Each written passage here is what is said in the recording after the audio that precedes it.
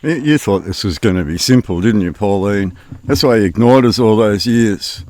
And now it's coming to a crunch point because you can really see what I've laid out on the table in front of you.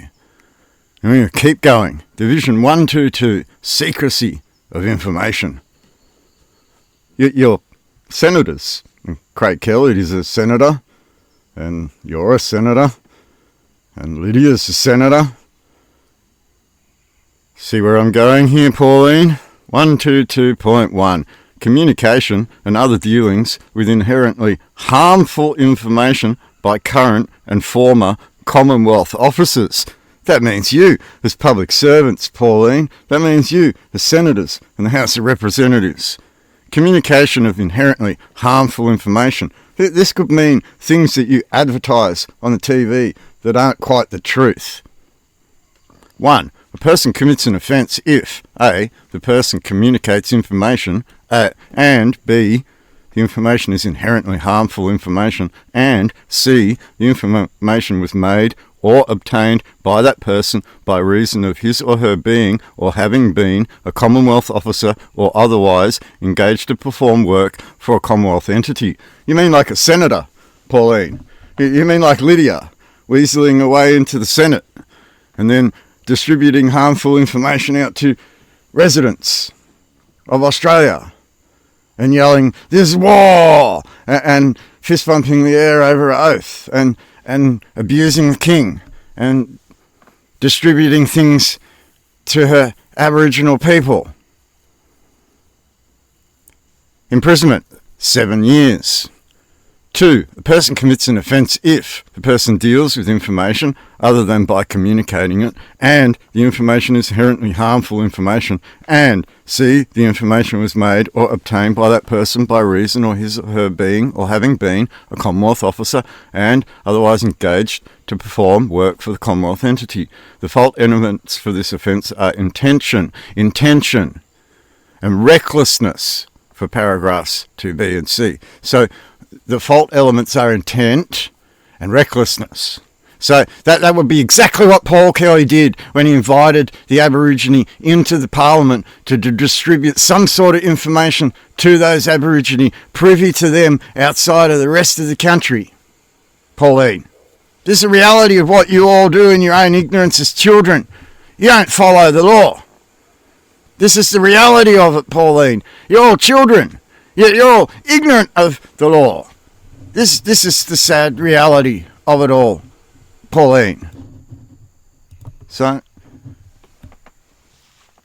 a person commits an offence if a person removes information from a proper place of custody, holds information outside a proper place of custody. So, information in this sense would be to specify what that information is. But to disseminate a lie, Pauline, we're not talking about national security information being leaked, for instance. We're talking about propaganda or a lie coming from one of your ministers being demonstrated very openly while a Parliament door was being burnt down, while the man flew a foreign flag to the government at which he stood for. So, conduct by current and former Commonwealth officers causing harm to Australian interests. Now, is the Constitution itself an Australian interest? Or are those interests part of that estate, like a beneficial interest to God's estate, Pauline? Well, what's an interest? What are Australia's interests? Okay, and current and former Commonwealth officers. So that just means all of you, regardless of whether you left your job or not, communicating harm to all Australia's interests. So this is war. Is that against Australia's interests? Inviting Aborigine in a Parliament to discuss undermining the Constitution with Craig Kelly, is that against Australia's interests? So again, we ask this question: if you continue to undermine the principle, what do you administer? And then if you do undermine the principle as public servants, what do you serve? So the reality of it is, Pauline, is that you've been caught out and it's been put on Supreme Court of New South Wales court record as a curial right. And it's this definition between two crowns. Okay, so what is an Australian interest here? Communication causes harm to Australia's interests. Communication will or is likely to cause harm to Australia's interests. Look at what we're going through now. A referendum based on a lie, based on a treaty, based on a reparation designed to undermine Australia's interests. Albo is guilty of 1222. That's the unfortunate reality of the fact. Current and former Commonwealth officers are found in a Federal Executive Council, Pauline. They're in cahoots together. Why did they rise the Federal Executive Council to take place and replace the Cabinet? Why did they merge the Prime Minister's office with the Cabinet? See, Australians, we used to have a Prime Minister's office and a Cabinet. And in the background was Federal Executive Council that gave advice to the Cabinet. Okay? And when 1967 came around, they merged the Prime Minister's office with the Cabinet. They merged them together into Prime Minister and Cabinet, 1971. And then they gave rise to the Federal Executive Council and put it in the position of Cabinet and ran the country from an executive control position from inside the Federal Executive Council. And the Federal Executive Council consists of all your ex-Governor-Generals and all your ex-Prime Ministers, former and current Commonwealth officers causing harm to Australia's interests. So the very place that they're undermining the Commonwealth of Australia Constitution Act and its monetary interests is from within the Federal Executive Council itself, Australia. Right? And this is conduct by current and former Commonwealth officers causing harm to Australia's interests, the Commonwealth of Australia's interests. Okay, and you're seeing it today after the seeds were sowed before lockdown, and then they locked you down, and then they brought around changes, and then the states gave away all your land, and then they turned around and started pushing referendum on you, right? And the people are oblivious to the fact that the states have already given away the people's land. You're going to end up in a civil war if these politicians don't start to look at what they're doing and sort their shit out. This is where you're at. Because you've got the Office of Prime Minister directly causing harm to Australia's interests under Section 122.2 of the Criminal Code Act 1995. And they set this up over the last 4 or 5 years through the Governor-General's office, and that's an act causing harm to Australia's interests because they locked you down and appointed a COVID task force commander when they're linked to this whole entire Fauci problem being put before the Department of Justice in America, where the man lied before Congress. So if their partner lied before Congress, is it not to assume that these people lie before Parliament as well? Imprisonment, 7 years. And that applies to the Governor-General and the Prime Minister. Okay, because they're current. That applies to all your former Governor-Generals and all your former Prime Ministers.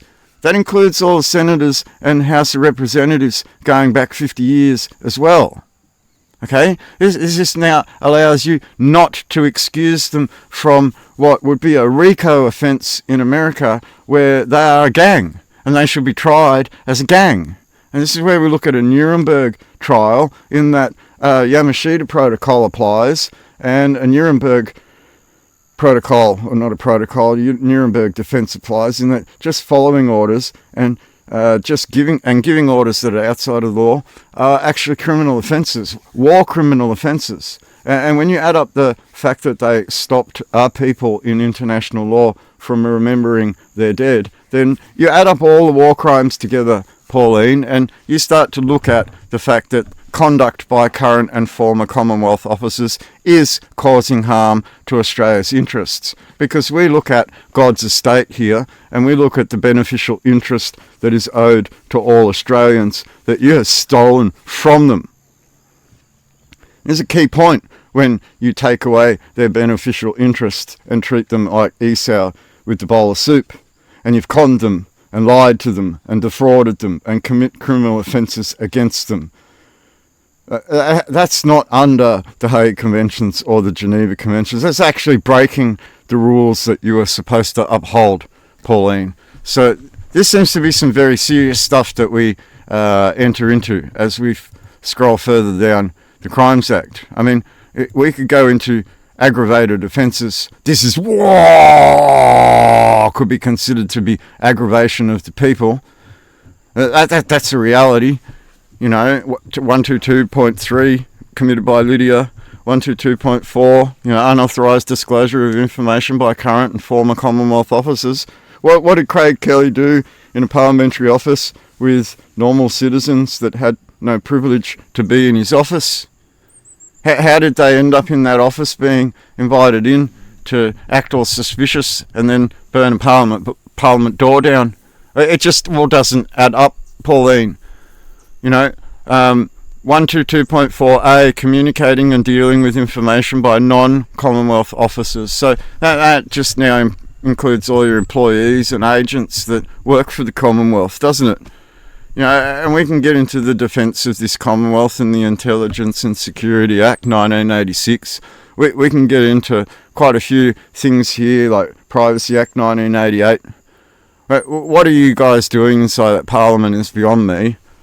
And the fact that you're non-adherent to the law and you use your own powers to excuse yourselves from the law, and you'll just wipe things off the record and you'll change Hansard, which that's another thing I'll point out recently. Australia, they've been caught out editing Hansard in the last 2 days, and I'll bring that information forward as we start to see that the editing of Hansard is directly related to this Uluru Statement lie that is put before all of you. They've been called out and they're getting worse at it. They're a bumbling bunch of children, a bumbling bunch of delirious, insane people. And the insanity is getting worse as the proofs come forward that the Brereton report's just the opening door to a larger problem that involves probably half or more of your parliament, people. So, Pauline, we'll make you aware. We're still here, and we're going to keep documenting, and we're going to keep publishing, and we're going to keep letting the world know, and we're just going to out you for every single criminal offence that we know you've committed. You failed to talk to us, you failed to go into that Parliament and address the Parliament succinctly, you failed to address the concerns that Australians really, really have. Well, all you talk is the shit every day that you create. And it's about time you dealt with the problems of Australians and stopped treating them like they didn't exist.